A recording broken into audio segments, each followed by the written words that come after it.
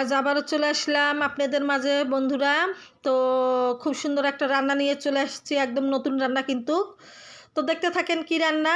তো এখানে প্রথমে আমি একটা কড়াই বসিয়ে দিয়েছি, যেহেতু আজকে শনিবার, আজকে তো আপনাদের ভাইয়ার বাজারের দিন, ও তো বাজার চলে গেছে। তো আমার ডিপের মধ্যে কই মাছ ছিল, কই মাছগুলো বের করে আমি ভালোভাবে ধুয়ে আমি ভাজা দিয়ে নিচ্ছি। কই মাছের ভুনা করতে বললো আপনাদের ভাইয়া। আর পাশের চুলায় কিন্তু আমি ভাত বসিয়ে দিছি। ছেলে মেয়ে উভয়ে আজকে পরীক্ষা দিতে চলে গেছে, এসে আবার তাড়াতাড়ি খাবে। আপনাদের ভাইয়াও চলে গেছে, বাজার নিয়ে আসলে সেগুলোর একটা আবার ঝামেলা। তো অলরেডি আমার মাছগুলো ভাজা হয়ে গেছে, এখানে আমি পেঁয়াজ কুচি দিয়ে দিলাম। তো আজকে বাজার করে আসার পর আপনাদের ভাইয়ার মাথা তো সেই গরম, মুরগি নিছে বাজারের ব্যাগে, বাজারে ব্যাগ থুয়ে গেছে, দেখি মুরগি নাই ব্যাগের ভিতর।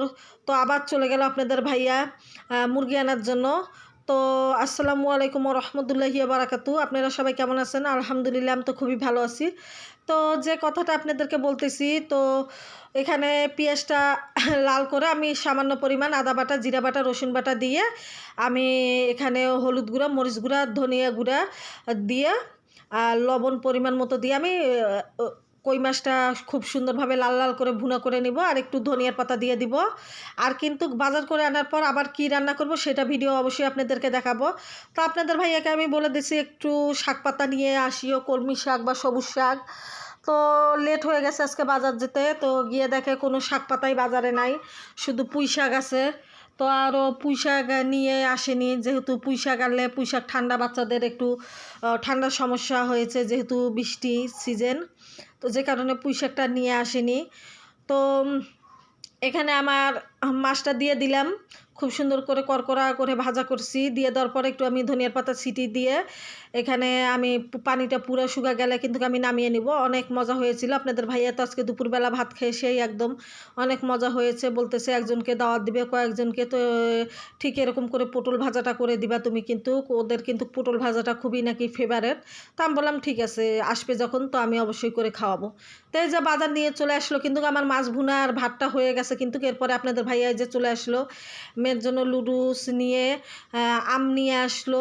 তো বাজারে একজন আম দিয়েছে আমার মেয়ের জন্য, তো সেই আমটাও নিয়ে আসছে। মাছ আনছিল, মাছটা ডিপে রাখলাম। আর বাজারে ব্যাগ খুলে দেখি কোনো মুরগি নাই। তো টেনশনে ছিলাম, ভাবছি যে হয়তো বা দাম বেশি আনে নাই। এরপরে শুনলাম যে মুরগির দাম বেশি না, মুরগি ছেড়ে চলে আসছে।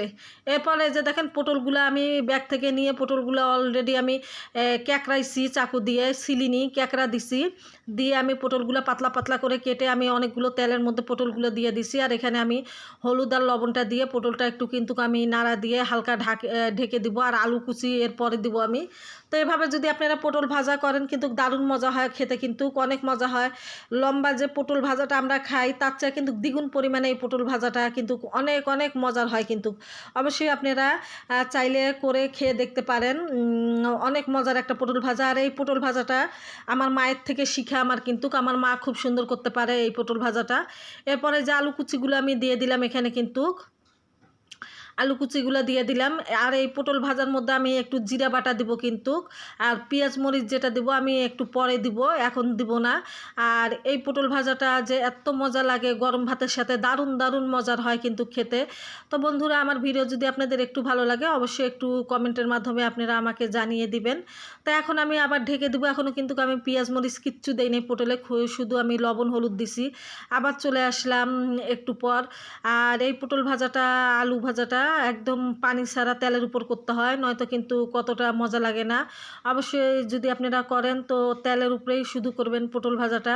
তো আমি আবারও নেড়ে চেড়ে দিলাম, নেড়ে চেড়ে দিয়ে আমি আবার পাশের চুলে আমার ভাতটা হয়ে গেছে মার পাশায়, ওটা আবার একটু সেকা দিয়ে ভাতটা রেখে দিলাম। আর বাজার খরচগুলো আছে তোলা, সেগুলোও তুলবো বাকিটা। এই যে জিরা বাটা এখন আমি কিন্তু দিয়ে দিলাম পটল ভাজার মধ্যে।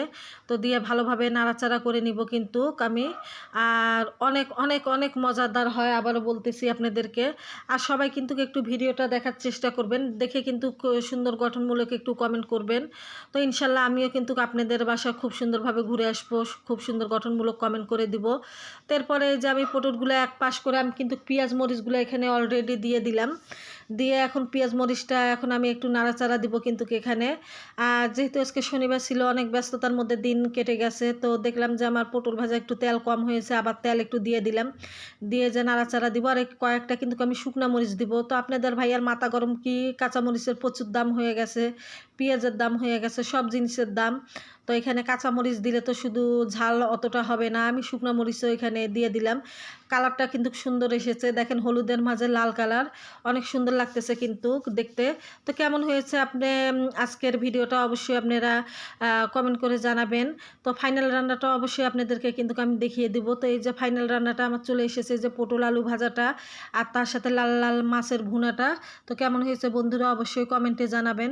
তো আজকে আর বেশি ভিডিও বাড়াবো না, আজকের মতো আপনাদের কাছ থেকে বিদায় নিব। খোদা হাফেজ।